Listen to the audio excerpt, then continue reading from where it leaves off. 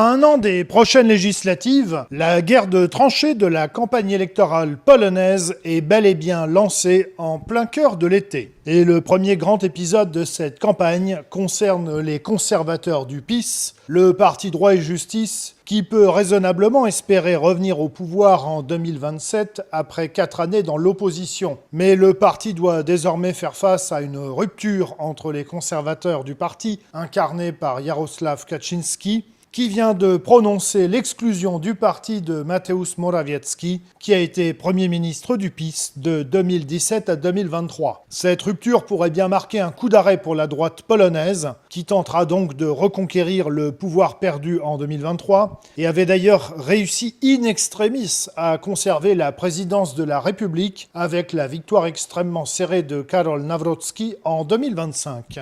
Le processus de morcellement de la droite polonaise n'est pas un phénomène nouveau. Cela faisait déjà plusieurs mois que les tensions grandissaient au sein du parti Droit et Justice entre le clan du chef de ce parti, Jarosław Kaczyński, et l'aile libérale, dont le leader est Mateusz Morawiecki, l'ancien premier ministre polonais, entre 2017 et 2023. Cela faisait donc plusieurs mois que M. Morawiecki renforçait sa position au sein du parti et a même créé une plateforme de collaboration interne au parti avec ses sympathisants. La semaine dernière, le chef du parti, Jarosław Kaczyński, a lancé un ultimatum à Morawiecki et à ses sympathisants en leur demandant de signer dans les plus brefs délais un document qui les assurait de leur loyauté envers le leadership de Droit et Justice. Morawiecki ainsi qu'une petite quarantaine de députés ont refusé de signer ce fameux document et par conséquent ont été virés du parti.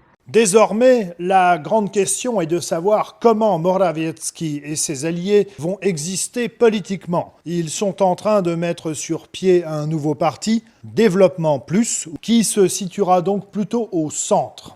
Que veut Morawiecki lui-même? Alors, il ne cache pas son ambition de redevenir Premier ministre. Le problème pour lui, c'est que dans une configuration de coalition de droite, il n'a aucune chance d'obtenir le poste de Premier ministre. Parce que les partis à la droite du PiS ont précisément fait de la critique du gouvernement Morawiecki l'une de leurs lignes de proue, c'est-à-dire que Morawiecki n'aurait aucune chance de prendre la tête d'un gouvernement formé par ces formations de droite. Tout seul, les sondages ne lui donnent pas les 5% prérequis, mais une coalition avec un autre parti centriste est tout à fait possible. L'un des partis typiques en Pologne qui se spécialise dans les coalitions les plus improbables parfois est le parti agraire PSL, le parti des paysans polonais. En tout état de cause, cette situation risque bien de faire les affaires du Premier ministre actuel, l'euromondialiste Donald Tusk, bien qu'il ne bénéficie plus que du soutien d'à peine un tiers des Polonais, tandis que ses partenaires de coalition sont au plus bas dans les sondages. Et Morawiecki, s'il parvient à consolider sa position au centre, se retrouvera peut-être en position de faiseur de roi, bien que les partis de droite conservatrice et radicale aient le potentiel pour être majoritaires, si l'on prend en compte le PiS, la Confédération et le Parti de la Couronne. Mais un autre élément pourrait bien venir également avoir son mot à dire dans la constitution de la future coalition gouvernementale, l'ingérence de l'administration Trump. Un élément très important à garder à l'esprit est le facteur américain, car Mateusz Morawiecki est très populaire au sein de la droite républicaine américaine. Il est présent régulièrement aux grandes conférences conservatrices CPAC.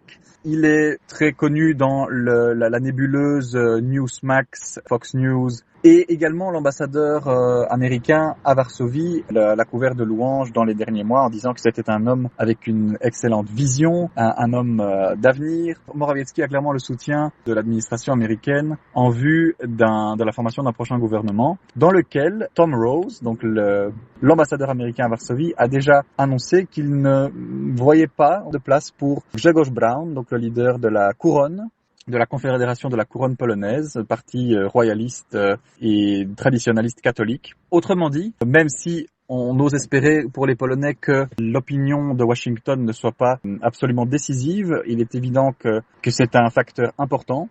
En effet, il n'est pas surprenant que les Américains de l'administration Trump réprouvent fortement Gregor Brown, ce dernier s'étant à plusieurs reprises illustré pour des prises de position radicales contre la politique israélienne. Il rassemble malgré tout, selon les sondages et selon la dernière présidentielle, près de 10% de l'électorat et donc une force presque incontournable du paysage polonais. De l'autre côté, il faudra compter sur l'ingérence bruxelloise, qui avait notamment contribué à faire tomber le précédent gouvernement du PiS par le biais du gel des fonds européens dus à la Pologne. Dès lors, on peut raisonnablement penser que le match qui s'ouvre des législatives polonaises se résumera à un affrontement de marionnettes entre les représentants de l'euromondialisme bruxellois, parfaitement incarné en Pologne par Donald Tusk, et les différentes figures américano-serviles de la droite polonaise qui se cherchent un leader au milieu de ses propres déchirements. À moins bien évidemment que les électeurs polonais ne réservent de nouvelles surprises. Car on a souvent tendance à oublier que la Pologne a été l'un des foyers importants de la tradition anarchiste en Europe, ce qui a parfois débouché sur des phénomènes inattendus sur la Vistule, renversant des situations que l'on croyait